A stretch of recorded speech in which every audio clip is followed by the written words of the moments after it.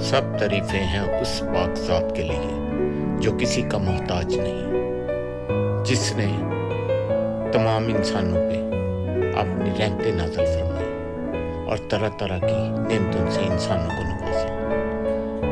इंसान जिस कदर उसका शुक्र अदा करे वो कम है, वो उसकी नेमतों का शुक्र अदा नहीं कर सकता।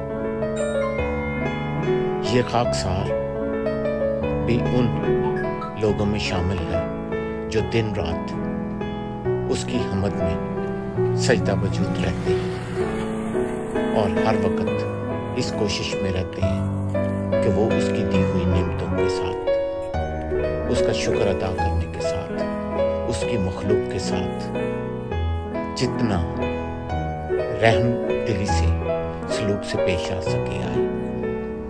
ये बिस्मिल्लाह दस्तरखान इस खाकसार में इसी तरह सजाया हुआ है। जब लोग आते हैं तो ये खाकसार उनको ये कहकर पुकारता है कि आओ मेरे अल्लाह के मेहमान, आप अल्लाह के मेहमान हो, इसको कोई खैरात ना समझना।